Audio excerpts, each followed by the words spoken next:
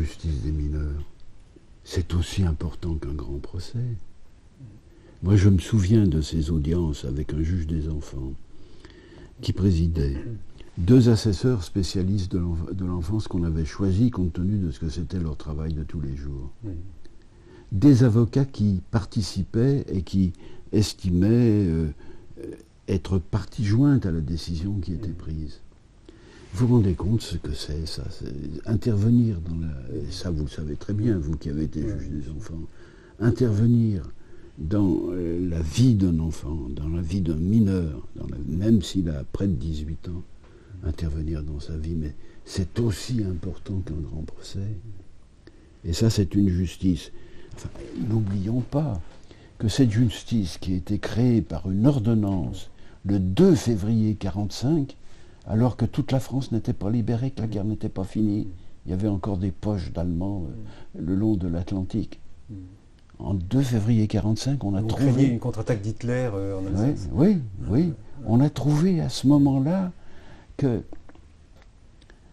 il fallait absolument une justice spéciale faite d'assistance, d'éducation, de rééducation, la sanction pénale étant tout à fait exceptionnelle.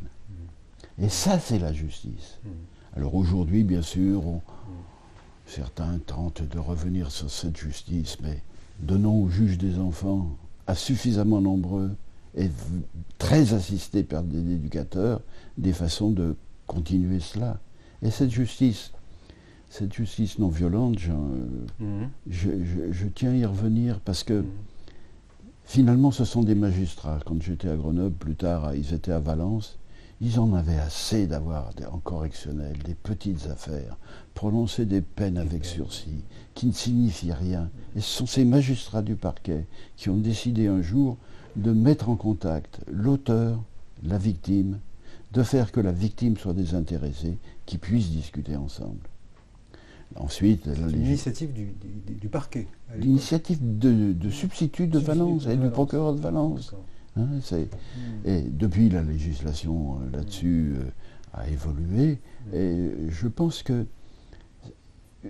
régler les litiges entre les citoyens, c'est beaucoup plus important qu'une affaire. De combien d'affaires parle la presse? Très peu. Et combien de milliers de personnes attendent des juges qui statuent correctement sur leurs mineurs et aussi sur leur divorce ou sur les litiges professionnels qu'ils ont. C'est ça la justice aussi. Et bien sûr, on va parler de grandes affaires, mais je pense que les magistrats, tous ces magistrats qui font ce travail, quelquefois à huis clos, quand la publicité n'est pas permise, mais c'est formidable. C'est formidable, c'est aussi important que le reste. Il y a une justice de pacification sociale. Exactement. Forte, pacification. Pacification qui est la fonction anthropologique du juge, finalement. Un homme de paix. Oui, un homme de paix. Et puis, vous trouvez même ça dans l'évangile de Matthieu, quand il dit hâtez-vous de régler votre différend avec votre adversaire pendant que vous êtes encore sur la route. Parce que s'il va voir le juge, vous allez vous retrouver en prison. C'est important, ça. C'est Matthieu. Une manière de remettre la médiation avant la justice. Exactement. Et puis, vous le savez très bien, nous qui travaillons sur l'histoire de la justice, que ça a été longtemps avant que le pouvoir royal prenne une emprise sur toutes les juridictions, c'était longtemps une façon de travailler. Venons-en maintenant à 2 affaires emblématiques, cette fois de cette période, après avoir envisagé des affaires moins spectaculaires. Donc d'abord en 1970, cet incendie du 5-7, c'était un dancing qui a pris feu et où périrent 146 personnes. Qu'en retenez-vous? Est-ce que c'est un des premiers procès de masse qu'on observe à l'époque? Qu'est-ce que vous pouvez nous dire de cette colère aussi des victimes et de l'effet d'exemplarité? C'est pour moi un procès très douloureux. D'abord, Lyon avait été saisi parce que le maire de Saint-Laurent-du-Pont étant mis en cause, Grenoble a été dessaisi par la Cour de cassation. Avec le juge d'instruction, je suis allé sur place et je me souviendrai toujours que près de la sortie, qui avait été bloquée pour éviter les resquillages, des gens, voyant le feu, s'étaient réfugiés, et sur le mur, à quelques dizaines de centimètres de hauteur, il y avait encore les traces noires de ces corps, plusieurs années après. Et ce dossier s'est déroulé pour homicide involontaire, parce que c'était trois jeunes qui avaient plus de 20 ans, qui avaient voulu créer un dancing. Pour créer ce dancing, ils ont voulu fabriquer une grotte. Et pour faire une grotte dans une pièce, ils voulaient du polyuréthane. Ils ont fait une grotte en polyuréthane. Et puis, comme ils n'avaient pas d'argent, ils ont maquillé, bricolé un chauffage. Et la nuit du 1er novembre, quand il faisait très froid, le chauffage, ils l'ont monté. La transmission de l'air chaud qui était faite dans un conduit en bois a pris feu. Le feu s'est transmis tout de suite au polyuréthane et en quelques secondes, les gens qui n'avaient pas vu venir le feu ont été asphyxiés. 146 morts. Et dont deux des trois créateurs du dancing. Et le procès était très très douloureux, parce que imaginez dans une salle les parents de 144 jeunes qui étaient venus là pour passer une soirée avec leurs copains, leurs copines, et qui vont trouver la mort en quelques instants. Et les parents étaient dans la salle, l'atmosphère était très tendue, et quand, contre le survivant, j'ai demandé le maximum de la peine, qui était de 2 ans d'emprisonnement, ils ont quitté la salle. Pour eux, c'était inadmissible. Inadmissible qu'ils s'en sortent qu'avec 2 ans. Depuis, les peines ont été augmentées. Un autre des avantages, une autre conséquence de ce drame, c'est que des contrôles ont été faits dans toute la France et qu'on a découvert dans beaucoup de villes des salles de spectacle qui étaient ouvertes sans aucune sécurité. Mais pour moi, ce dossier, c'est vraiment un dossier douloureux. Et une question sur ce procès. Est-ce que, au cours de l'audience, si vous en avez le souvenir, les parties civiles, donc ces 144 familles, ont eu le temps pour s'exprimer? Oh, écoutez, il y avait, je sais pas, plus de 50 avocats.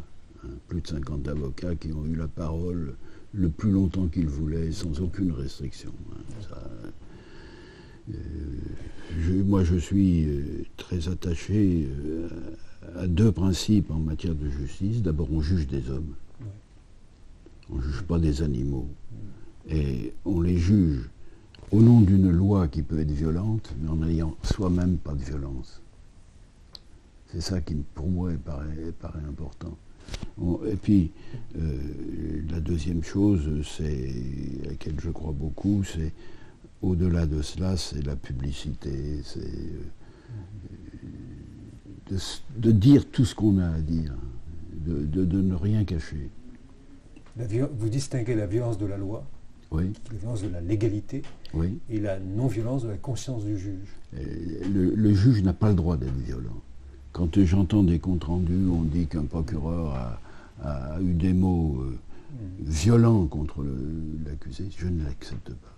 Je ne l'accepte pas. Autre exemple, autre affaire emblématique de l'époque, cette affaire des fausses factures de Lyon. Vous vous inspirez à l'époque d'un magistrat parisien qui décide de ne pas attendre des plaintes du fisc, ministère du budget, et qui décide de poursuivre des faits sur des dénonciations pour escroquerie et faux en écriture. Est-ce que vous pouvez nous dire un petit peu comment cette politique pénale a été élaborée? Écoutez, tout le monde actuellement veut dire qu'il est à l'origine d'une nouvelle façon d'appréhender la délinquance économique. Le véritable initiateur, c'est Jean Cosson.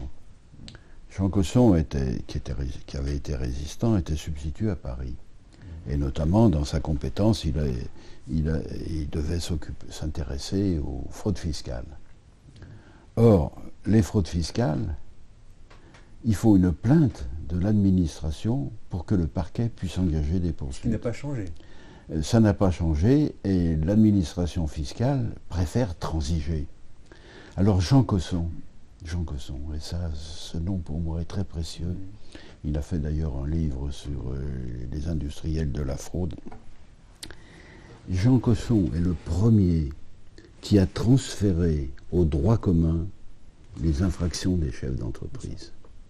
Autrefois, vous savez, c'était d'une part, si c'était fiscal, ils ne pouvaient pas poursuivre. Si c'était une vente dite sans facture, c'était des peines dérisoires. Et pour la première fois, Jean Cosson a dit on va appliquer le droit commun à ces hommes-là, comme à tout le monde.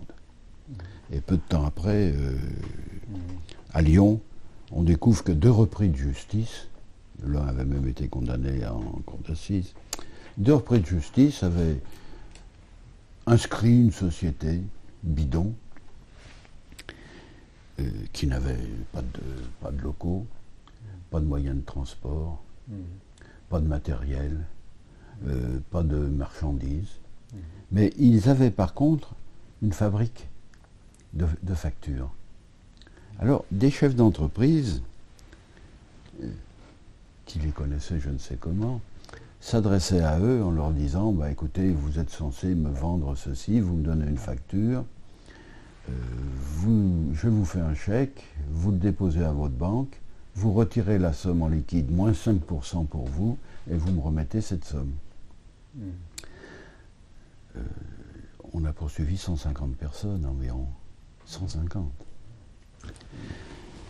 Et quand j'ai été saisi de ça, et j'en avais d'ailleurs parlé avec Jean Cosson, qui évoque cette affaire dans son ouvrage, j'ai décidé qu'on ne poursuivait pas pour vente sans facture, mais pour facture sans vente. C'est-à-dire que les chefs d'entreprise n'avaient acheté que des factures. Oui, il n'y avait pas d'objet. Alors certains disaient, mais si, j'ai acheté à quelqu'un, mais je ne peux pas vous dire qui, parce qu'il ne voulait pas que ce soit déclaré. Le premier jour, j'ai exposé cette théorie au tribunal, et ça fait beaucoup de réticence chez les avocats, mais j'ai maintenu, et le tribunal a accepté, c'était des factures sans vente. Et ils ont été condamnés pour abus de biens sociaux, s'ils étaient en société, ils enlevaient de l'argent de la société pour leur compte personnel, pour des faux en écriture de commerce, puisque c'était des fausses factures, et pour des escroqueries à la TVA. Et c'est un procès qui a duré 7 semaines. Il y avait 80 avocats qui, chaque jour, me prenaient à partie, mais ça a marché. Il n'y a que 2 qui ont bénéficié d'un relax. J'imagine qu'à l'époque, il devait y avoir très peu de procès de ce type en France. C'est le premier. Qui s'attaque vraiment au centre économique du pouvoir de l'entreprise. Alors à cette époque, nous sommes dans les années 1968 et explose le syndicalisme judiciaire, notamment à l'école de la magistrature. Vous-même, vous adhérez au syndicat de la magistrature et vous y côtoyez des figures emblématiques comme Louis Joinet ou Dominique Charvet. D'ailleurs, vous avez été ensuite en fonction à l'école de la magistrature, vous avez été directeur des études à Bordeaux, puis directeur adjoint entre 1974 et 1977, où vous appelle à nouveau Georges Darras, qui était le directeur. Alors, ce que vous retenez de cette période-là, c'est cela, ces rencontres, ce brassage des cultures, ce dialogue. Ce dialogue, ces rencontres, donner la parole aux auditeurs de justice, qui pouvaient s'exprimer, qui, quand je faisais venir des responsables, d'abord ils les choisissaient avec moi, mais c'est eux qui présidaient, c'est pas moi, c'était eux qui présidaient les rencontres, et qui pouvaient poser toutes les questions qu'ils voulaient. Et quand une partie de l'activité se faisait à l'extérieur, ils avaient toute liberté pour s'ouvrir aux autres. Et c'est là que vous sentez l'importance de la transmission entre les différentes générations de la profession, l'école étant un des lieux privilégiés pour réaliser ce genre de... Oui. Bien sûr, à l'époque, c'était de la magistrature rouge. On nous accusait d'être des juges rouges. C'était pas ça, l'école. C'était des échanges extraordinaires entre notamment les 2 syndicats. Oui, il y avait une effervescence, permanente à cette époque-là. Et j'ai eu la chance, après, dans ma carrière, de retrouver beaucoup des anciens élèves, et nos relations étaient toujours très directes. En 1980, la gauche arrive au pouvoir. Coup de fil de Robert Badinter, qui est à l'époque garde des Sceaux, qui vous annonce, qui vous nomme procureur de la République à Marseille. Vous y resterez de 1982 à 1984. Vous côtoyez Gaston Defferre, vous vous attaquez au crime organisé, Oui. Oui. avec succès, sous l'angle de la fraude, là encore, on retrouve cette Oui, tropisme économique. non, mais Oui. il y a deux affaires que je peux éventuellement évoquer. Je connaissais très bien le responsable de la police judiciaire. On se réunissait tous les samedis matins. Et nous savions qu'il y avait un milieu mafieux, notamment avec une personne, et qu'on n'arrivait pas à faire tomber. Mais il avait eu le malheur d'acheter, de faire gérer par sa femme un dancing à Aix-en-Provence, dans la région, mais ça dépendait de Marseille. Alors avec le chef de la police, on dit écoutez, on va fouiller dans les affaires, et c'est là qu'on a trouvé que ce type qui était riche par la mafia avait trouvé le moyen de faire des fausses factures et des choses comme ça. On l'a donc poursuivi. Sa femme a même été incarcérée par le juge, et c'est là qu'on a appris que